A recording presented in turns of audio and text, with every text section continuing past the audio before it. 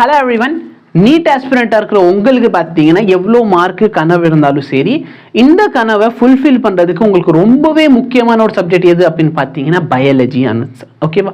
ஏன் அப்படின்னு பார்த்தீங்கன்னா பயாலஜியில் நீங்கள் ரிவிஷன் மட்டுமே சூப்பராக பண்ணால் நல்ல மார்க் வாங்க முடியும். ஓகேவா? ஏன்னா ஃபிசிக்ஸ் மாதிரி அதை புரிஞ்சுக்கணும், ஒரு நம்பர் மாறுது அப்படிலாம் கிடையாது பயாலஜியை பொறுத்த வரைக்கும். ஸோ நீங்கள் நல்லா புரிஞ்சுக்கிட்டாலே போதும், தானாக அதுக்கப்புறம் மார்க் இம்ப்ரூவ் ஆக ஆரம்பிச்சிடும்.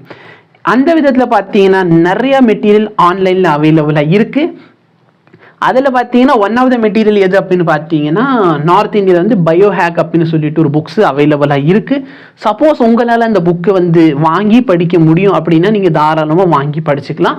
இல்லை அப்படின்னா பயோஹேக் புக்கோட பிடிஎஃப் காப்பி சரிங்களா டெலகிராமில் அவைலபிளாக இருக்கும். அதை யூஸ் பண்ணுறவங்க அதை வேணும்னா யூஸ் பண்ணிக்கோங்க. இல்லை சார் எங்களுக்கு நீங்கள் ப்ரொவைட் பண்ணால் நல்லாயிருக்கும் அப்படின்னா அந்த விதத்தில் பார்த்தீங்கன்னா அந்த மெட்டீரியல் ஃபுல்லாக டைப் பண்ணி வச்சுருக்கோம். உங்களுக்கு வேணும்னா நாங்கள் அந்த மெட்டீரியலையும் கூடிய சீக்கிரமாக ப்ரொவைட் பண்ணிடுறோம். எதுக்காக சார் இந்த மெட்டீரியல் அப்படின்னு பார்த்தீங்கன்னா இந்த மெட்டீரியலை நான் ப்ராக்டிக்கலாக திங்க் பண்ணி சொல்கிற விஷயங்கள் மட்டும்தான் சொல்லிக்கிட்டு இருக்கேன். ஓகேவா? சரி, நல்லா பார்த்தீங்கன்னா நிறைய பேர் வந்து பயாலஜி புக்கை மட்டும் திரும்பி படிங்கன்னு சொல்லிக்கிட்டு இருப்பீங்க. நானும் சொல்லுவேன் ஓகேவா, 3 to 4 times நீங்கள் பயாலஜி புக்கை படிக்கணும். பட் ஆஸ் அ ஃப்ரெஷராக இருக்கலாம், இல்லைன்னா நீங்கள் வந்து ஏதாச்சும் கோச்சிங் இன்ஸ்டியூட் போகல அப்படின்னா உங்களுக்கு கேள்வி எப்படி கேட்பாங்க, கேள்வி எங்கேருந்து கேட்பாங்க அப்படிங்கிற விஷயமே தெரியாது. அப்போ படிக்கிறீங்க பட் எப்படி கேள்வி கேட்பாங்க, அப்போ நம்ம எதெல்லாம் முக்கியமாக படிக்கணும் அப்படிங்கிறதே தெரியாமல் இருப்பீங்க.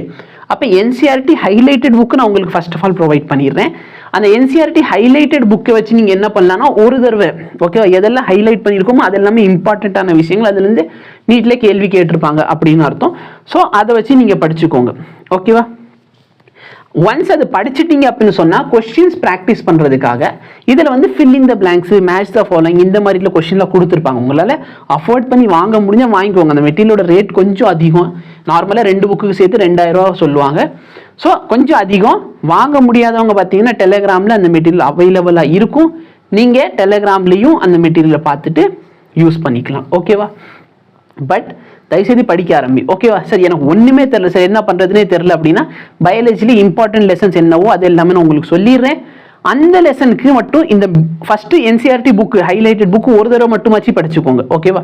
ஒரு தடவை என்சிஆர்டி புக்கை படிச்சுட்டு என்ன பண்ண ஆரம்பிங்கன்னா இந்த புக்கை ஓப்பன் பண்ணிக்கோங்க, நான் கொடுக்க போகிற மெட்டீரியல். ஓகே, அந்த மெட்டீரியல் ஓப்பன் பண்ணிட்டு நீங்கள் என்ன பண்ணுங்கன்னா கொஸ்டின் படிங்க, அதுக்கான ஆன்சர் தெரிஞ்சால் எழுதுங்க. ஏன்னா இது வந்து எம்சிக்யூ மாதிரி இருக்காது, ஃபில் இன் த பிளாங்க்ஸ் மாதிரி இருக்கும். அப்போ தான் நீங்கள் வந்து சும்மா லக்கில் சொல்லாமல் கரெக்டாக படிச்சுட்டு ஆன்சர் பண்ணுற மாதிரி இருக்கும்.